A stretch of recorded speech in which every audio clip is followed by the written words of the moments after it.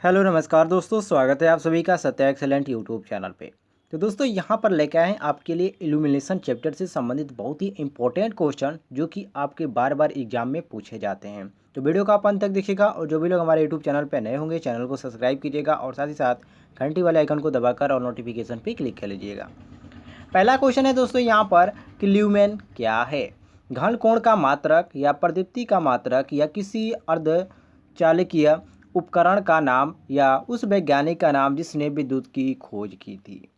तो दोस्तों देखिए, पहले तो मैं आपको बता दूं जो यहाँ पर ल्यूमेन दिया गया है इसका जो मात्रक होता है, ये आपका जो ल्यूमेन है ये प्रदीप्ति का मात्रक है। पहले तो इसको आप ख्याल कीजिएगा। ल्यूमेन है दोस्तों जो आपका दृश्य होता है ये प्रकाश के उत्सर्जन को मापा जाता है इससे, और ये जो है ये इल्यूमिनेशन फ्लक्स को भी मापता है, इसको भी ध्यान रखिएगा। और एक कैंडेला शक्ति वाले ल्यूमेन वस्तु में प्रति यूनिट सॉलिड कोण पर जो ल्यूमेन फ्लक्स उत्पन्न होता है उसे हम क्या कहते हैं, ल्यूमेन कहते हैं। तो यहाँ पर दोस्तों हमारा सही हो जाता है ऑप्शन नंबर जो बी दिया गया है, प्रदीप्ति का मात्रक क्या होता है, प्रदीप्ति का मात्रक ल्यूमेन होता है। इसको आप ध्यान रखिएगा। तो यहाँ पर दोस्तों हमारा सही हो जाता है क्वेश्चन के अनुसार option number b correct answer. आगे बढ़ते हैं हम क्वेश्चन नंबर 2 पे। कह रहा है क्वेश्चन की प्रदीप्त प्रकाश नलिका के विद्युत परिपथ के साथ श्रेणी क्रम में चोक संयोजन करने का उद्देश्य है। पहला ऑप्शन दे दिया गया पावर फैक्टर को कम करना, दूसरा ऑप्शन दिया गया है वोल्टता को अत्यधिक करना, सी ऑप्शन दिया गया विद्युत धारा को एक उचित स्तर पर सीमित रखना, और डी ऑप्शन दिया गया है विद्युत स्फुलिंग को रोकना। तो दोस्तों जो आपका प्रदीप्त होता है ये प्रकाश नलिका के विद्युत परिपथ के साथ श्रेणी में चोक संयोजित करने का उद्देश्य जो होता है वो आपका विद्युत धारा को एक उचित स्तर तक क्या करना होता है, सीमित करना होता है। तो यहाँ पर जो देखिए करेक्ट हमारा आंसर मिल रहा है वो हमारा ऑप्शन नंबर सी मिल रहा है। तो क्वेश्चन के अनुसार हम ऑप्शन नंबर सी करेक्ट मारेंगे। आगे बढ़ते हैं हम क्वेश्चन नंबर 3 पे। कह रहा है क्वेश्चन की निम्नलिखित में से कौन सा फिलामेंट लैंप के लिए प्रयोग नहीं हो सकता। कार्बन फिलामेंट या टेंटल्म फिलामेंट या टंगस्टन फिलामेंट या नाइक्रोम फिलामेंट। तो दोस्तों नाइक्रोम तार का प्रयोग जो होता है फिलामेंट लैंप के लिए नहीं किया जाता। पहले तो इसको आप कंफर्म कर लीजिए, ठीक है। इसका जो प्रयोग होता है वो हीटर कॉइल के रूप में किया जाता है, सभी को मालूम है। कार्बन जो आपका दिया गया है टेंटल्म और टंगस्टन फिलामेंट लैंप दिया गया है, इसका प्रयोग किया जाता है इसमें। तो कार्बन का यदि पूछ दिया जाए कि ताप इसमें कितना तक होता है तो कार्बन का ताप इसमें 3400 अंश सेल्सियस तक होता है। और टंगस्टन का पूछ दिया जाए तो टंगस्टन का आपका 3370 अंश सेल्सियस तक होता है। तो इसको आप ध्यान रखिएगा। तो यहाँ पर जो हमारा ऑप्शन मिल रहा है वो हमारा ऑप्शन नंबर डी मिल रहा है। तो यहाँ पर हम नाइक्रोम फिलामेंट करेक्ट मारेंगे। अर्थात यहाँ पर क्वेश्चन पूछ रहा है कि निम्नलिखित में से कौन सा फिलामेंट लैंप के लिए प्रयोग नहीं हो सकता। तो ये आपका नाइक्रोम जो फिलामेंट है ये आपका फिलामेंट लैंप के लिए प्रयोग नहीं हो सकता है। बाकी यहाँ पर जो आपका दिया गया कार्बन फिलामेंट, टेंटलम फिलामेंट और यहाँ पर टंगस्टन फिलामेंट ये प्रयोग में आता है। आगे बढ़ते हैं हम क्वेश्चन नंबर 4 पे। कह रहा है क्वेश्चन कि इलेक्ट्रिक करंट के उष्मन प्रभाव के सिद्धांत पर निम्नलिखित में से कार्य नहीं करता है। वाटर हीटर या टंगस्टन फिलामेंट लैंप या इलेक्ट्रिक केतली या डीसी मोटर। तो दोस्तों इलेक्ट्रिक करंट के उष्मन प्रभाव के सिद्धांत पर जो आपका डीसी मोटर होता है वो काम नहीं करता, इसको आप ध्यान रखिएगा।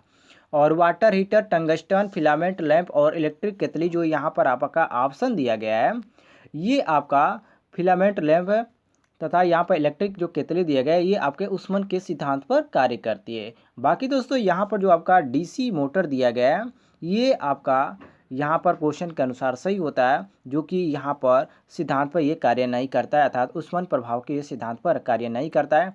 बाकी आपका जो आपका हीटर हुआ, water heater, tungsten filament lamp हुआ और इलेक्ट्रिक केतली होता है ये आपका इस सिद्धांत पर कार्य करता है, ठीक है। इसको आप ध्यान रखिएगा। आगे बढ़ते हैं हम क्वेश्चन नंबर 5 पे। कह रहा है क्वेश्चन की फ्लोरेसेंट ट्यूब है। पहला ऑप्शन दिया गया एक निम्न दाब मरकरी वाष्प लैंप, बी ऑप्शन दिया गया एक उच्च दाब मरकरी वाष्प लैंप और सी ऑप्शन दिया गया निम्न दाब और उच्च दाब मरकरी वाष्प लैंप दोनों, या डी ऑप्शन दिया गया एक टंगस्टन फिलामेंट लैंप। तो दोस्तों देखिए फ्लोरेसेंट ट्यूब आप सभी को मालूम है कि एक निम्न दाब मरकरी वाष्प लैंप होता है और इसमें आपका बोरियम तथा स्ट्रॉन्शियम जो आपका होता है स्टेंशियम ये ऑक्साइड के इसमें मिश्रण भी लेपित होते हैं। तो यहाँ पर देखिए जो हमारा ऑप्शन मिल रहा है ऑप्शन नंबर 1 कि एक निम्न दाब मरकरी वाष्प लैंप है, तो ये हम ऑप्शन नंबर 1 करेक्ट मारेंगे। क्लियर हो गया दोस्तों। आगे बढ़ते हैं हम क्वेश्चन नंबर 6 पे। कह रहा है क्वेश्चन कि निम्नलिखित में से कौन सा से गैस डिस्चार्ज लैंप है? सोडियम वाष्प लैंप या उच्च दाब मरकरी वाष्प लैंप या निम्न दाब मरकरी वाष्प लैंप या इनमें से सभी। तो दोस्तों सोडियम वाष्प लैंप, उच्च दाब मरकरी और वाष्प लैंप तथा निम्न दाब मरकरी वाष्प लैंप, ये जो आपकी गैस होती है ये सभी गैस डिस्चार्ज लैंप के उदाहरण है। ठीक है, तो यहाँ पर जो हम कह सकते हैं कि जो यहाँ पर हमारा ऑप्शन नंबर डी दिया गया है, ये क्वेश्चन के अनुसार हमारा ऑप्शन नंबर डी करेक्ट होता है। क्लियर हो गया दोस्तों, आगे बढ़ते हैं हम क्वेश्चन नंबर 7 पे। कह रहा है क्वेश्चन की थर्मोस्टेट की द्विधातु स्ट्रिप निम्नलिखित की बनी होती है। किसकी बनी होती है? ब्रॉन्ज आयरन की या कॉपर आयरन की या ब्रॉन्ज कॉपर की या मैग्नीज सिल्वर की। तो दोस्तों थर्मोस्टेट के जो द्विधातु धातु होते हैं वो स्ट्रेट बॉस आयरन की बनी होती है, जो कि यहाँ पर आपका दिया गया है स्ट्रेट बॉस, ये आपका ऑप्शन नंबर जो दिया गया है ए दिया गया है। तो यहाँ पर हम मारेंगे option number A correct. Clear हो गया दोस्तों, चलिए आगे बढ़ते हैं नेक्स्ट क्वेश्चन पे। क्वेश्चन नंबर 8 पे आते हैं दोस्तों। कह रहा है क्वेश्चन कि निम्नलिखित में से करंट को नियंत्रित करने के लिए चोक कॉइल का प्रयोग किया जाता है। किसको नियंत्रित करने के लिए चोक कॉइल का प्रयोग किया जाता है? तो दोस्तों ऐसा सिंपल क्वेश्चन आपके आए तो दिमाग में बैठा लीजिएगा कि केवल एसी परिपथ में ही करंट को नियंत्रित करने के लिए चोक का कॉइल का प्रयोग किया जाता है। ठीक है, तो यहाँ पर जो हमारा सही हो जाता है ऑप्शन नंबर जो ए दिया गया है, ये ए ऑप्शन हमारा करेक्ट आंसर हो जाता है। ठीक है, चलिए हम आगे बढ़ते हैं क्वेश्चन नंबर 9 पे। कह रहा है क्वेश्चन की फ्लोरोसेंट ट्यूब की ब्लिंकिंग निम्नलिखित के कारण हो सकती है। निम्न ब्लास्ट रेटिंग या निम्न परिपथ वोल्टेज या निम्न तापमान या इनमें से कोई नहीं। तो दोस्तों देखिए जो आपका फ्लोरोसेंट होता है ये ट्यूब की ब्लिंकिंग निम्न को से आपकी कोई भी कारण हो सकता है। ठीक है, अर्थात यहाँ पर जो आपका दिया गया है निम्न ब्लास्ट रेटिंग, निम्न परिपथ वोल्टेज, निम्न तापमान, तो यहाँ पर हम कह देंगे कि यहाँ पर जो हमारा दिया गया है इनमें से कोई नहीं। ठीक है, ये यहाँ पर रीजन पूछ रहा है जो कि इसमें आपका एक भी रीजन करेक्ट नहीं है, तो यहाँ पर हम डी ऑप्शन मारेंगे। क्यों? क्योंकि दोस्तों जो आपका फ्लोरोसेंट ट्यूब की ब्लॉकिंग होती है ये निम्न में से कोई भी कारण हो सकता है, जैसे कि आयोन द्वारा माना गया आपका सी तापमान, इस तरह आप बहुत सारे उदाहरण दे सकते हैं। तो यहाँ पर जो हमारा ऑप्शन दिया गया है ऑप्शन नंबर डी ये हमारा करेक्ट होता है कि इनमें से कोई भी। चलिए आगे बढ़ते हैं हम क्वेश्चन नंबर 10 पे। कह रहा है क्वेश्चन कि 100 वाट 230 वोल्ट वाले दो लैंप को 230 वोल्ट पर श्रेणी में लगाया जाता है तब बिजली की खपत होगी। देखिए दोस्तों ऐसा आपको सवाल आ जाए तो पहले यहाँ पर देखना पड़ता है आपको कि यहाँ पर दिया गया है, यहाँ पर दिया गया है आपका 100 वाट, मतलब कि पावर हमारा कितना दे दिया गया है? 100 वाट दे दिया गया है। और यहाँ पर वोल्टेज हमारा कितना दे दिया गया है? 230 दे दिया गया है। चूँकि दोस्तों हमको मिला क्या? पी मिल गया, भी मिल गया, तो हमको एक सूत्र को आप सभी को मालूम है, पी बराबर आपका होता है भी स्क्वायर अपान आर होता है। तो हमको निकालना किसका मान है? आर का मान निकालना है। तो हम आर को पक्षांतर करेंगे तो आपका आर बराबर हो जाएगा भी स्क्वायर अपान ये पी हो जाएगा। ठीक है, तो यहाँ पर देखिए आर बराबर भी स्क्वायर मतलब 230, तो 230 का हम क्या करेंगे? वर्ग कर देंगे। यहाँ पर तो स्क्वायर है, भी स्क्वायर है तो इसको हम कर देंगे स्क्वायर में। और यहाँ पर जो आपका दिया गया है पी का मान कितना है? 100 है। अब दोस्तों देखिए यहाँ पर आपका क्या आ जाता है? यहाँ पर 230 है तो 230 गुणे 230 से आप करेंगे, उसके बाद बट्टे 100 है तो आपका आ जाएगा कितना? 529 आ जाएगा। कितना आ जाएगा दोस्तों? 529। किस में आएगा? ओम में आ जाएगा। अब दोस्तों देखिए हमको यहाँ पर अब आर का भी मान मिल गया, क्योंकि एक और सूत्र मैंने आपको सभी लोगों को बताया था ये इल्यूमिनेशन चैप्टर में जो आपका था, जो आपका होता है भी बराबर आपका या आई बराबर मान लीजिए आई बराबर भी अपान 2r होता है। ठीक है, तो उसी सूत्र पे हम इसको लगाएंगे तो ये आपका जो है ये p बराबर जो यहाँ पर मान आपका दिया गया तो ये आपका हो जाएगा 2 गुणे भी स्क्वायर अपान 4r स्क्वायर। तो r बराबर आपका हो जाएगा भी स्क्वायर अपान 2r, चूँकि हम सभी को मालूम है कि यहाँ पर हमारा ज्ञात हुआ है भी स्क्वायर अपान r जो कि 100 आपका वाट दिया गया है। ठीक है, तो इस तरह हम ज्ञात करेंगे तो P बराबर आपका हो जाएगा 100/2, मतलब कि कितना आ जाएगा? 50 वाट आ जाएगा। तो यहाँ पर देखिए हमारा कौन सा ऑप्शन मैच कर रहा है? तो यहाँ पर हमारा ऑप्शन नंबर जो बी मैच कर रहा है ये हमारा ऑप्शन नंबर बी करेक्ट हो जाएगा। कितना? 50 वाट। क्लियर हो गया दोस्तों, आगे बढ़ते हैं क्वेश्चन नंबर 11 पे। कह रहा है क्वेश्चन कि एक फोटो इलेक्ट्रिक युक्ति जिसमें धातु का प्रतिरोध इस युक्ति पर पड़ने वाले प्रकाश के अनुपात को परिवर्तित होता है तो कहलाता है या कहलाता है फोटो सेल या प्रकाश उत्सर्जक सेल या प्रकाश वोल्टेज सेल या प्रकाश चालक सेल। तो दोस्तों एक फोटो इलेक्ट्रिक युक्ति जिसमें कि धातु का प्रतिरोध इस युक्ति पर पड़ने से या पड़ने वाले प्रकाश के अनुपात को परिवर्तित होता है तो वो आपका प्रकाश चालक सेल कहलाता है। ये एक डिफिनीशन है, इस तरह भी आप याद कर सकते हैं। तो यहाँ पर जो हमारा ऑप्शन सही होता है ये हमारा option number D correct answer हो जाता है। आगे बढ़ते हैं हम दोस्तों क्वेश्चन नंबर 12 पे। कह रहा है क्वेश्चन की प्रदीप्ति के संदर्भ में अवमूल्यन गुणांक क्या बतलाता है? कैमरे की स्थिति या वोल्टता की परिवर्तिता या स्थापन की कीमत में कमी या लैंपों से प्राप्त प्रकाश में कमी। तो दोस्तों प्रदीप्ति के संदर्भ में जो आपका अवमूल्य होता है ये आपके गुणांक लैंपों से प्राप्त प्रकाश में क्या बताता है? कमी बतलाता है, जो कि यहाँ पर हमारा ऑप्शन में दिया गया तो ऑप्शन नंबर डी, ये हम ऑप्शन नंबर डी करेक्ट मारेंगे। क्लियर हो गया दोस्तों? चलिए आगे बढ़ते हैं हम क्वेश्चन नंबर 12 पे। कह रहा है क्वेश्चन की प्रकाश स्रोत से किसी सतह पर प्रदीप्ति किस पर निर्भर करती है?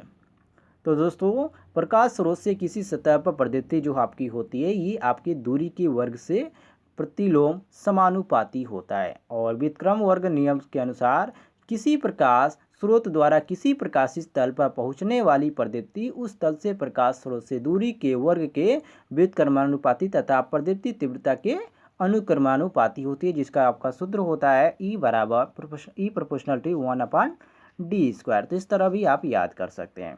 तो यहाँ पर हमारा हो जाता है क्वेश्चन के अनुसार जो हमारा ऑप्शन नंबर बी दिया गया है ये हम बी ऑप्शन करेक्ट मारेंगे। क्लियर हो गया दोस्तों?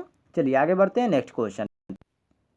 क्वेश्चन नंबर 14 पे आते हैं। कह रहा है क्वेश्चन कि CFLS किसके समान सिद्धांत पर कार्य करती है? आपने CFL का नाम सुना होगा, ठीक है, ज़्यादातर इसका प्रयोग घरों में यूज होता है। देखिए CFL, देखिए CFL प्रदीप्ति जो आपका होता है ये आपके लैंप के सिद्धांत पर कार्य करती है और इसमें एक आपकी वायु रहित निर्वात कांच के बल्ब का एक कार्बन का फिलामेंट भी लगाया जाता है और फिलामेंट का सहारा देने के लिए इसको एक कांच का स्तंभी तक धात्विक तार का प्रयोग किया जाता है। तो इसको भी ध्यान रखिएगा। तो यहाँ पर जो हमारा ऑप्शन नंबर बी दिया गया है प्रदीप्त लैंप, तो ये हम ऑप्शन नंबर बी करेक्ट मारेंगे।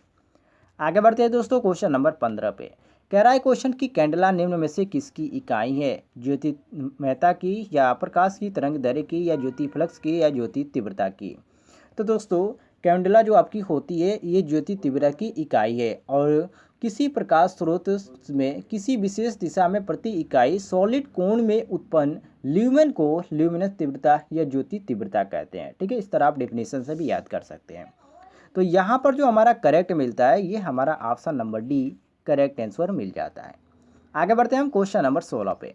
कह रहा है क्वेश्चन की प्रदीप्त लैंप अर्थात फ्लोरोसेंट लैंप में चोक क्या करता है? इसका कार्य इसमें क्या होता है? तो दोस्तों प्रदीप्ति लैंप में चोक जो होता है प्रारंभ में आर्क प्रारंभ करने के लिए उच्च वोल्टता उत्पन्न करता है और प्रदीप्ति ट्यूब का प्रयोग होने वाली चोक विद्युत रोधी तथा इसमें पटलित जो होता है वो लो क्रोड पर एक कुंडलित उच्च प्रतिघात वाली कुंडली आपकी होती है जिसमें ये प्रत्यावर्ती धारा प्रवाहित होने पर उच्च स्वतः प्रेरण उत्पन्न करता है। तो इसका ये कार्य होता है। तो यहाँ पर हमारा जो सही हो जाता है option number D correct answer हो जाता है। क्लियर हो गया दोस्तों? आगे बढ़ते क्वेश्चन नंबर 17 पे।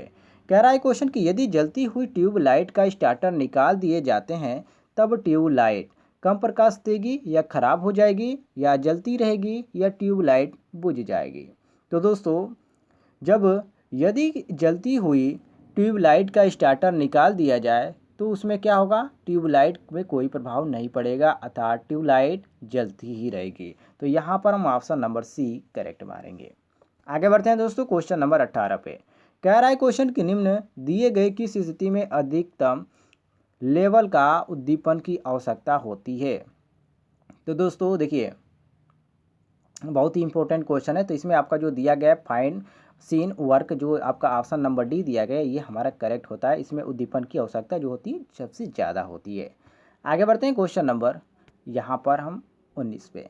कह रहा है क्वेश्चन की स्विच ऑन किए जाने पर छत का पंखा यदि कम चाल से उसी दिशा में घूमना शुरू कर दे तब यह समझना चाहिए कि।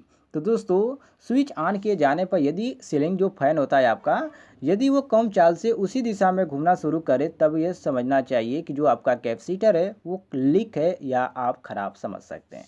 तो यहाँ पर जो हमारा दिया गया ऑप्शन नंबर सी, ये हमारा करेक्ट आंसर हो जाता है। आगे बढ़ते हैं क्वेश्चन नंबर 20 पे। कह रहा है क्वेश्चन की सुरक्षा के दृष्टिकोण से स्विचों को निम्नलिखित का नियंत्रित करना चाहिए, न्यूट्रल तार या फेज तार या भू संपर्क तार या कोई भी तार। तो दोस्तों सुरक्षा के दृष्टिकोण से स्विच को फेज तार को नियंत्रित करना चाहिए, जो कि यहाँ पर हमारा दिया गया ऑप्शन नंबर बी, ये हमारा बी ऑप्शन करेक्ट आंसर हो जाता है। आगे बढ़ते हैं क्वेश्चन नंबर 21 पे। कह रहा है क्वेश्चन की घरों में पंखों और लैंप निम्नलिखित से जुड़े होते हैं, श्रेणी से, समांतर से या श्रेणी और समांतर का संयोजन से या इनमें से कोई नहीं। दोस्तों घरों में पंखे और लैंप जो आपका होता है समांतर में जुड़े होते हैं। इसका रीजन क्या होता है? इसका रीजन ये है दोस्तों, क्योंकि पंखे लैंप इसकी जो रेटिंग होती है ये अलग अलग होती है, इसलिए। तो यहाँ पर जो हमारा सही हो जाता है option number b correct answer हो जाता है। आगे बढ़ते हैं क्वेश्चन नंबर 22 पे। कह रहा है क्वेश्चन की 2 वे सिंगल पोल स्विच निम्नलिखित के कनेक्शन का कंट्रोल करता है। किसके कंट्रोल करता है? ये किस कनेक्शन का? तो देखिए 2 वे जो आपका सिंगल पोल स्विच होता है, एक वायर से 2 स्थितियों में कनेक्शन इसको कंट्रोल करता है। और इसको भी ध्यान रखिएगा कि इसमें एक पोल और 2 पथ होते भी हैं। तो ये हमारा ऑप्शन नंबर जो बी दिया गया है, ये हमारा option number b correct answer हो जाएगा। आगे बढ़ते हैं हम क्वेश्चन नंबर 23 पे। कह रहा है क्वेश्चन की प्रत्यावर्ती धारा सप्लाई पर फ्लोरोसेंट ट्यूब के साथ प्रयुक्त चोक का कार्य क्या है? इसका जो कार्य होता है ये क्या कार्य है? देखिए दोस्तों प्रत्यावर्ती धारा सप्लाई में जो आपका फ्लोरोसेंट ट्यूब होता है उसके साथ जो आपकी चोक लगी होती है उसका जो कार्य होता है किक कैट, जो आपका किक स्टार्ट करने के लिए वोल्टेज को यहाँ पर पैदा करने के और चलाने समय आपकी जो आपकी ट्यूब होती है उसको डिस्चार्ज करंट की परिणाम को सीमित करना होता है। तो यहाँ पर जो हमारा ऑप्शन नंबर सी दिया गया है, ये ए और बी, ये हम दोनों ऑप्शन करेक्ट मारेंगे। ठीक है, तो यहाँ पर हमारा सी ऑप्शन करेक्ट हो जाएगा। आगे बढ़ते हैं दोस्तों क्वेश्चन नंबर 24 पे। कह रहा है क्वेश्चन की भार को स्विच ऑफ करते समय स्पार्किंग होने का कारण है कि परिपथ को निम्नलिखित विद्यमान है, उच्च चोक, उच्च प्रेरक या उच्च धारिता या उच्च प्रतिरोध या उच्च प्रतिबाधा। दोस्तों भार को स्विच ऑफ करते समय स्पार्किंग होने का जो कारण है वो आपका होता है कि परिपथ में उच्च प्रेरक विद्यमान है। तो यहाँ पर हमारा जो ऑप्शन नंबर ए दिया गया है, ये हमारा ए ऑप्शन करेक्ट हो गया।